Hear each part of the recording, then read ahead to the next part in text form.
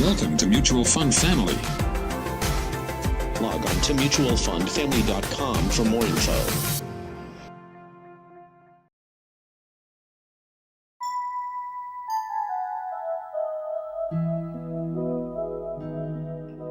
The Finance Minister presented the Union Budget for the year 2013-14 today.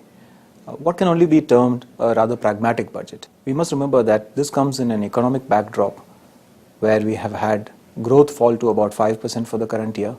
The current year also has seen consumer inflation above 10% and even wholesale price inflation above 7.5% for most of the year. So what could the Finance Minister have done? The pulls for tax policy especially were on both sides. On the one hand, consolidation of the fiscal deficit demanded higher tax rates, and on the other, the slowdown in economic activity demanded a stable or low tax regime. The Finance Minister opted to go for a fairly neutral path, barring a slight increase in the tax surcharge for high income earners above 1 crore rupees and for corporates. The Finance Minister left tax rates largely unchanged. What this means is that with the economic activity projected to grow between 6.1 and 6.7% next year, we should see overall tax revenues increase by about 19%, which is what is projected in the budget today. On the expenditure side, the Finance Minister has definitely shown consolidation. On the one hand, he has cut the subsidy outgo by about 10%, chiefly in the three major subsidy heads, food, fertilizer and fuel. But at the same time, to keep the growth momentum going, he has increased the plan expenditure by almost 30% to 5.55 lakh crores. This is also in line with what the Reserve Bank has been calling for, that is a shift in the composition of government expenditure away from wasteful subsidies towards productive plan and capital expenditure. Net, what this means is the overall expenditure is projected to rise by about 16%, with the tax revenue increase of about 19%. The Finance Minister expects a fiscal deficit of about 5.4 lakh crores next year.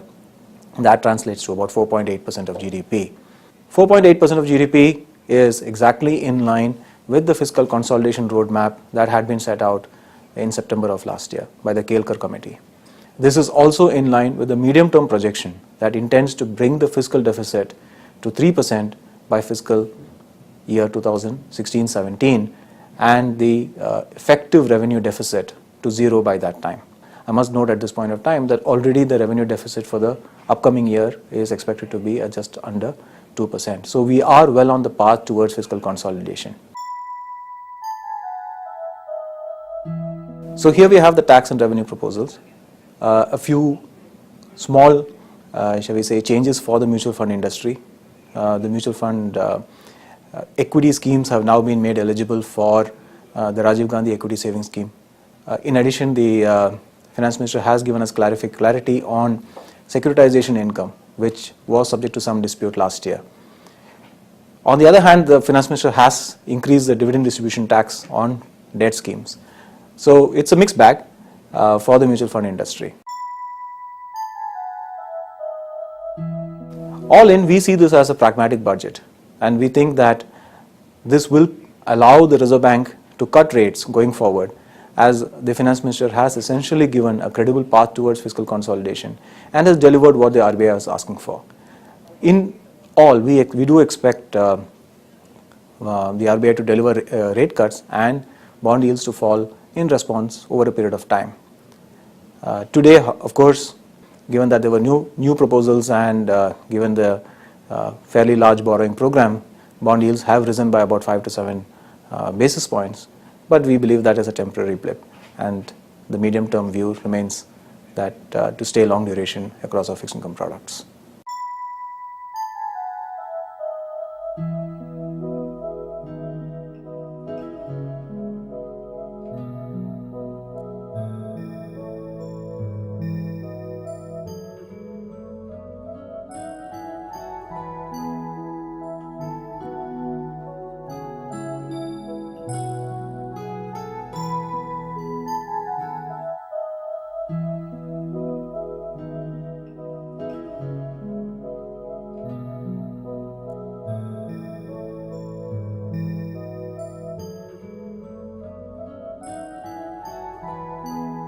Mutual fund investments are subject to market risks. Read all scheme-related documents carefully. Thanks for watching. Drop a like, leave a comment, and don't forget to subscribe Mutual Fund Family.